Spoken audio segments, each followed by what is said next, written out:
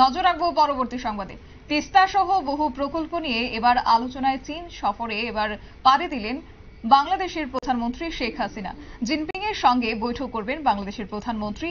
হাসিনার বৈঠকে কড়া নজর রাখছে এবার দিল্লি। তবে বাংলাদেশের চীনা প্রেম নিয়ে প্রশ্ন রয়েছে ভারতে। বিস্তারিত জানবো, আমাদের সাথে রয়েছে এক্সিকিউটিভ এডিটর নীল বণিক। নীল, ইতিমধ্যে তিস্তা সহ বহু প্রকল্প নিয়ে এবার আলোচনা করতে চীন সফরে পাড়ি দিলেন বাংলাদেশের প্রধানমন্ত্রী, কি বলবে? দেখো, চীন সফরে একদিন কাটছাট করেই তোমার হাসিনা ফিরছেন বাংলাদেশে, কারণ তার ছোট মেয়ের প্রচন্ড শরীর খারাপের জন্য। আগেই তোমাকে এই আপডেটটা দিয়ে রাখি।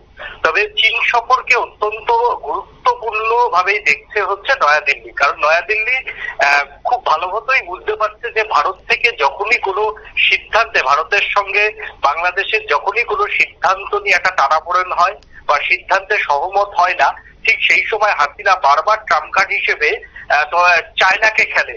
এবং ইতিমধ্যে বহু চায়নার ব্যবসায়ীরা নতুন যে বাংলাদেশের সরকার গঠন হয়েছে, সেই সরকার গঠনে পরে নতুন অনেক চায়নার যারা ব্যবসায়ীরা তারা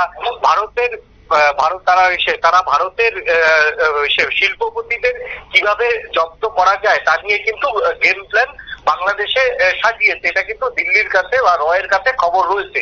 পাশাপাশি রয়ের কাছে এটাও খবর রয়েছে যে শেখ হাসিনা অত্যন্ত ভাবে কিন্তু তিস্তা চুক্তি নিয়ে বিভিন্ন ভাবে বাংলাদেশের কয়েকজন আমলাকে দিয়ে কিন্তু চীনের সঙ্গে একটা কথা শুরু করেছে, যার ফলস্বরূপ আমরা দেখলাম কয়েকদিন আগেই চীনের বিদেশ মন্ত্রকের কয়েকজন আধিকারিক তারা তিস্তা চুক্তিতে এন্ট্রি করতে চাইছে থ্রু বাংলাদেশ হয়ে। বিষয়টা কিন্তু দিল্লি একদমই ভালো মতো নেয়নি এবং তিস্তা চুক্তি নিয়ে ভারত সরকারের উপর চাপ বাড়াতেই সুকৌশলে হাসিনা চীনকে কিন্তু বারবার টেনে নিয়ে আসছে। এটা দিল্লির কর্তারা কিন্তু বুঝতে পারছেন। তার জন্য বাংলাদেশের প্রধানমন্ত্রীর এই চীন সফরকে বিদেশ মন্ত্রকের কর্তারা কড়া নজর রাখছেন এবং শেখ হাসিনা ঠিক চীনে গিয়ে কতটা পানি মাপে তা কিন্তু জানার জন্য কিন্তু উদ্গ্রীব ভারতীয় গোয়েন্দারা। এবং ভারতীয় গোয়েন্দারা কিন্তু ইতিমধ্যেই বাংলাদেশের উপর কড়া নজর রাখছে, কারণ বাংলাদেশের বেশ কিছু প্রজেক্টে কিন্তু চীনা ব্যবসায়ীরা এবং চীনা সরকার কিন্তু তারা কিন্তু ইনভেস্টমেন্ট করেছে। সেই ইনভেস্টমেন্ট গুলি ভারতীয় সার্বভৌমত্বে কতটা আগামী দিনে আঘাত আনতে পারে বা ভারতের লোকসান কোন পর্যায়ে আসতে পারে, তার জন্য কিন্তু ভারতীয় গোয়েন্দারা এবং ভারতীয় বিদেশ মন্ত্রক কিন্তু সক্রিয়। এক কথায় চীনের কাছে এই যে চীন যে সফরটা শেখ হাসিনা করছেন, সেটা কিন্তু চীন যত না বেশি বিষয়টাতে আগ্রহী, তার থেকে কিন্তু অনেক বেশি আগ্রহী বাংলাদেশ। এবং এই বিষয়টাকে কোনো মুহূর্তে দিল্লি ভালো চোখে দেখছে না। তবে দিল্লি বিষয়টা ওয়েট অ্যান্ড ওয়াচে রেখে দিয়েছে। দিল্লি আগ বাড়িয়ে কোনো মন্তব্য করবে না। তবে আগামী দিনে বেশ কিছু সিদ্ধান্তে, যেটা আমরা বারবার বলে এসেছিলাম যে প্রধানমন্ত্রী নরেন্দ্র মোদী আশ্বাস দিয়েছেন বাংলাদেশের ভিসা সমস্যা সরলীকরণের জন্য, কিন্তু ভারতীয় গোয়েন্দারা যে ইনপুট দেবে সেই ইনপুটে কোন রকম রাজনৈতিক ভাবে মাথা ঘামাবে না নরেন্দ্র মোদী সরকার। অর্থাৎ ভিসা সরলীকরণ নিয়ে